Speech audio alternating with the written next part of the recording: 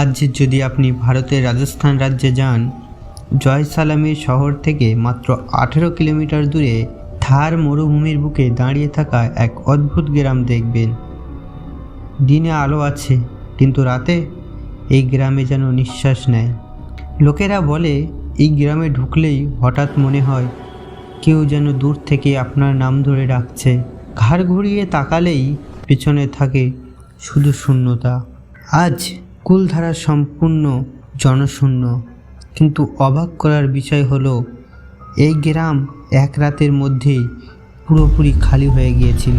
প্রায় 500 বছর আগে কুলধারা ছিল এক সমৃদ্ধ গ্রাম।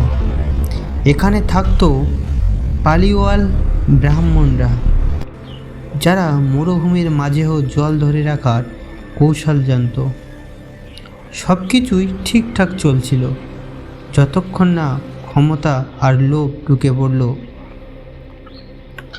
লোককথা বলে জয়সালমীরের এক অত্যাচারী শাসকের নজরে পড়ে যায় কুলধারার এক মেয়ের উপর। সে হুমকি দেয় মেয়েটিকে বিয়ে না দিলে পুরো গ্রাম ধ্বংস করে দেওয়া হবে। সেই রাতেই নেওয়া হয় এক ভয়ঙ্কর সিদ্ধান্ত, অসম্মান নয় বরং গ্রাম ছেড়ে চলে যাওয়া। কথিত আছে সেই এক রাতেই শিশু, বৃদ্ধ, নারী সবাই নিঃশব্দে গ্রাম ছেড়ে চলে যায়, আর যাওয়ার আগে রেখে যায় একটি অভিশাপ। এই গ্রামে কেউ আর কখনো সুখে থাকতে পারবে না। এরপর বহু মানুষ চেষ্টা করেছে এখানে বসবাস করতে, কিন্তু কেউ পারেনি। কেউ বলে রাতে ছায়া নড়াচড়া করে, কেউ বলে ফিস ফিস করে কেউ বলে ওঠে এখানে থেকে চলে যাও। আজও সন্ধ্যার পর কুলধারায় বেশিক্ষণ থাকা নিষেধ, কারণ যারা থেকেছে তারা সবাই বলেছে একটাই কথা, এই গ্রাম খালি কিন্তু একা নয়।